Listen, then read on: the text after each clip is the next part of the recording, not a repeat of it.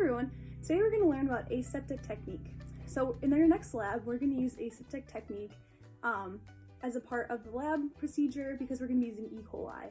So I want you to learn how to use aseptic technique before we get into lab, otherwise it's going to make the lab period go by a lot slower and we're not going to have time to do what we need to. So another thing to consider before we go into lab tomorrow is that we're going to be using an open flame as well as glassware, which means that we need to be wearing our safety goggles as well as our hair up, and no loose sleeves or jewelry because we don't want that catching on fire. So remember that when you come to lab tomorrow that we are going to need to be wearing all of those things. So what we're going to start out is we're going to start out aseptic technique with getting a Bunsen burner. So here's my Bunsen burner. So you're going to light your Bunsen burner, and the reason why we want our Bunsen burner on is because it's going to kill harmful microorganisms, so it prevents contamination, okay? So the first thing we're going to start out with to do aseptic technique is you're going to have something called a needle, okay? So right here is my needle. Kind of see it? All right, so we have our needle, and what we're gonna do is we're gonna put it in our Bunsen burner until it gets like red hot, okay? So you're gonna put it in the flame of your Bunsen burner, and it's going to turn red hot for about 2 seconds. And then, after you do this, the most important part after this is to then wait 15 seconds, okay? Because if you put your needle into your broth right away, it's gonna kill all your bacteria basically, and you don't want that, because we still want the bacteria that we're using to be transferred. So we need that. All right, so we're gonna wait 15 seconds for this to cool down a little bit because it's still super hot because it's made out of metal. A few moments later. So after that 15 seconds is over, you're going to take a test tube with a cap on it, and you're going to, well, I'm left-handed, so if you're left-handed, you're gonna hold the test tube in your right hand and you're gonna hold your needle in your left hand. So if you're right-handed, like probably a lot of you are, you're just going to switch this around so that your test tube will be in your right hand, or your left hand, and your needle will be in your right. But for me, we're going to do it this way. So after your needle is cooled down, you're going to take the top of your test tube, you're going to grab your pinky of your left hand, and you're going to pull it off, just like that, okay? So once you pull off the test tube, it's open, no cap on it, and you're going to flame the top of it over the flame of your Bunsen burner. So you're just going to go like that. Just right over the top of it. Try not to spill any of the liquid out of it. That's really important. We need that for the lab, so make sure you're not doing that. So after you flame the top of your test tube, you're going to use your needle that's already been flamed, and you're going to put it inside of your test tube and get out whatever is inside the test tube to transfer it, okay?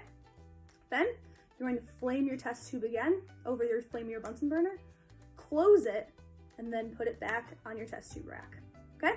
So that's the first step. And then, now that we have something on our needle, you're gonna get another test tube, and this is gonna be what you're putting whatever microorganism that you got from the first test tube into this one, okay? So you're gonna do the same thing that you did with the first test tube. You're going to open up the top with your pinky, just like that, flame the top. You're going to put your needle in and just sort of like swirl it around in the liquid so it kind of gets in. It doesn't take a lot to transfer the bacteria, not at all. Okay, so then you're gonna flame it again, close it back up, and then put it to the side again. So now you have your needle that's got bacteria on it.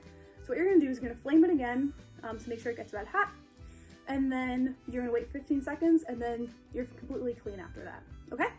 So then you put it back on your test tube rack like everything else. The reason that we're doing this is that we're going to be using E. coli, which is a bacteria, in lab, and we're going to be transferring it between 2 different test tubes, just like how you saw between my 2 test tubes.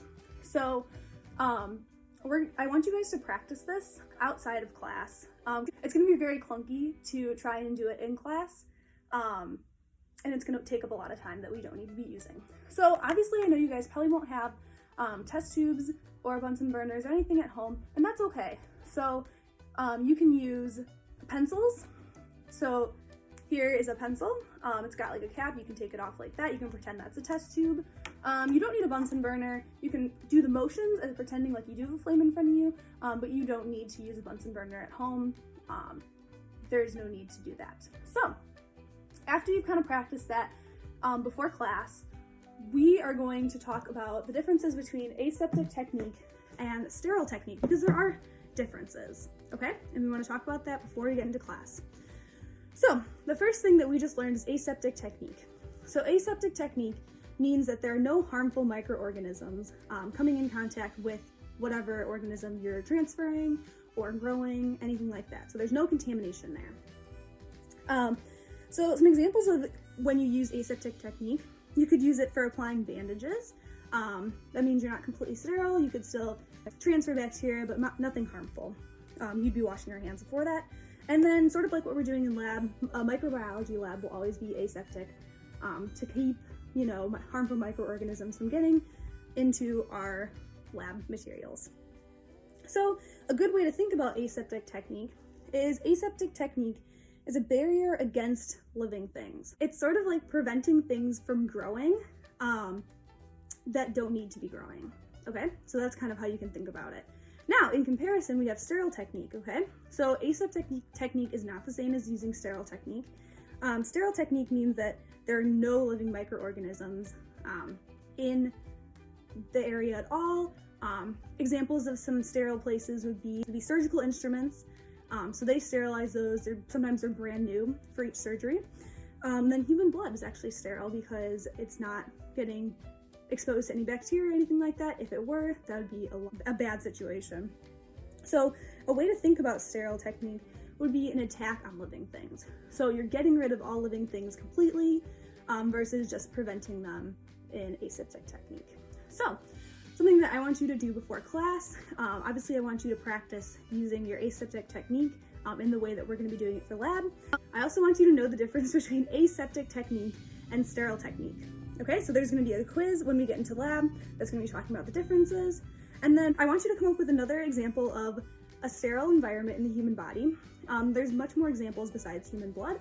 And then I also want you to come up with a non-sterile environment. So somewhere that has bacteria within the human body.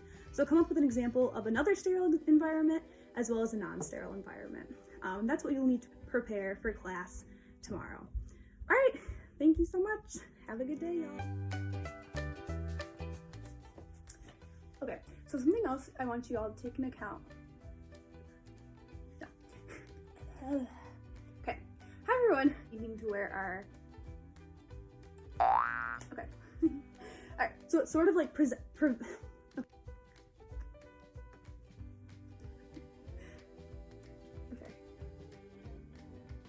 Okay.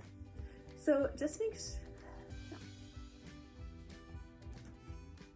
Okay, aseptic. Blah, blah, blah. Okay.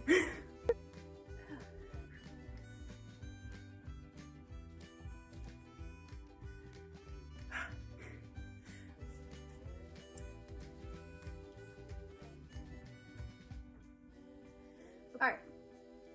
I do not want to be sending anyone back.